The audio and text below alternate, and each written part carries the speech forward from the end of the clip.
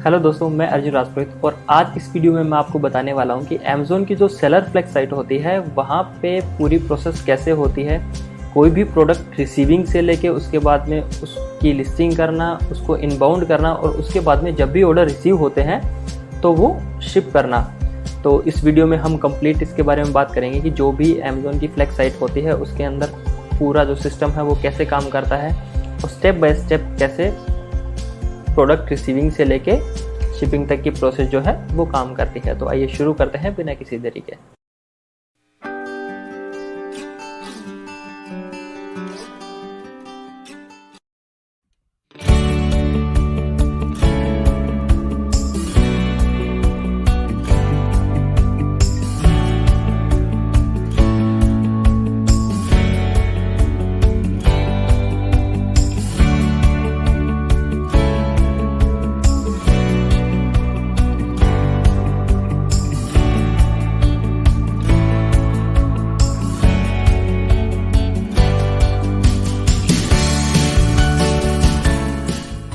सबसे पहले जब भी कोई प्रोडक्ट रिसीव होता है तो उसकी क्वालिटी चेक की जाती है।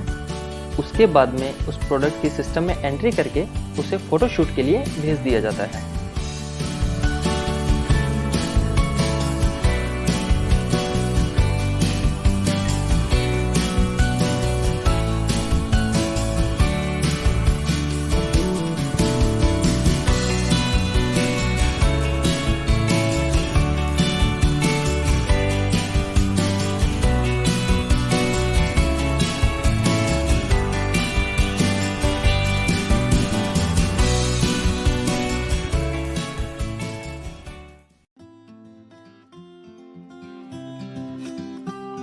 उसके बाद में जो नेक्स्ट स्टेप होती है वो होती है प्रोडक्ट की फोटोग्राफी। ई कॉमर्स बिजनेस में प्रोडक्ट की जो फोटोग्राफी होती है वो बहुत इंपॉर्टेंट रोल प्ले करती है। जितनी अच्छी और डिटेल्ड आपके प्रोडक्ट की फोटोग्राफी होगी उतनी ही ज़्यादा कस्टमर को हेल्प मिलेगी आपके प्रोडक्ट को समझने में, और जितनी अच्छी और अट्रैक्टिव आपके प्रोडक्ट की फोटोग्राफी होगी उतने ही ज़्यादा चांसेस होते हैं कि बायर आपके प्रोडक्ट की इमेज को देख के आपके कैटलॉग पे क्लिक करें। प्रोडक्ट फोटोग्राफी होने के बाद में प्रोडक्ट की लिस्टिंग की जाती है। लिस्टिंग से पहले प्रोडक्ट की जो इमेजेस हैं वो एडिट की जाती है मार्केट प्लेस के स्टैंडर्ड के अकॉर्डिंग। इनका जो बैकग्राउंड है वो वाइट किया जाता है। जब प्रोडक्ट की इमेज कंप्लीट रेडी हो जाती है उसके बाद में प्रोडक्ट की डिस्क्रिप्शन, उसके बुलेट पॉइंट और उसका टाइटल तैयार किया जाता है। उसके कीवर्ड रिसर्च किए जाते हैं और इन सब चीज़ों से उसकी जो लिस्टिंग है वो तैयार की जाती है ताकि बायर को प्रोडक्ट सर्च करने में और प्रोडक्ट को समझने में आसानी हो। उसके बाद में जो नेक्स्ट स्टेप वो होती है उसकी इन्वेंट्री प्लानिंग। कौन से प्रोडक्ट की कितनी क्वांटिटी हमें अपने वेयर हाउस में स्टोर करनी है उसके हिसाब से एक प्लान बनाया जाता है। ये प्लान सेम वैसा ही होता है जैसे FBA में कोई भी शिपमेंट भेजने से पहले हम जो प्लान बनाते हैं वैसे ही यहाँ पे एक प्लान जो है वो क्रिएट किया जाता है। उसके बाद में जो प्रोडक्ट के FNSKU बारकोड होते हैं वो प्रिंट किए जाते हैं और उनको प्रोडक्ट के अकॉर्डिंग लगाया जाता है। इन FNSKU कोड से ही हमें प्रोडक्ट को आइडेंटिफाई करने में मदद मिलती है। जब सभी प्रोडक्ट्स पे अपने बारकोड लग जाते हैं उसके बाद में नेक्स्ट स्टेप होती है वो होती है प्रोडक्ट को इनबाउंड करना, मतलब प्रोडक्ट को बिन में स्टोर करना।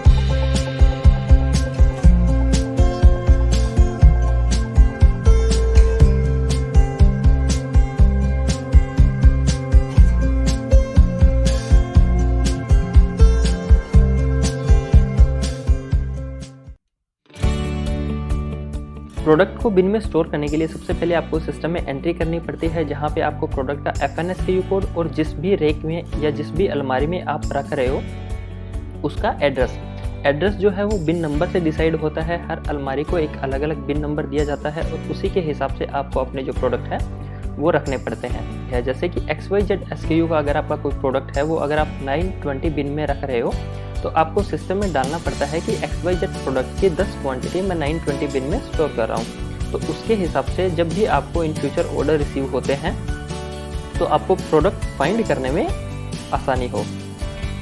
जैसे ही आप प्रोडक्ट बिन में स्टोर करते हो वैसे ही आपका जो प्रोडक्ट है वो वेबसाइट पर लाइव हो जाता है।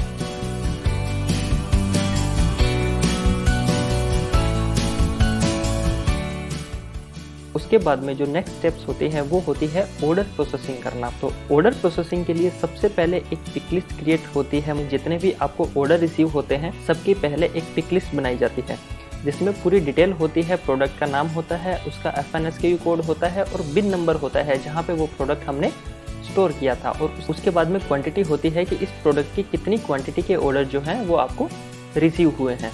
तो इस पिक लिस्ट के हिसाब से जितने भी ऑर्डर्स हैं वो बिन से पिक किए जाते हैं।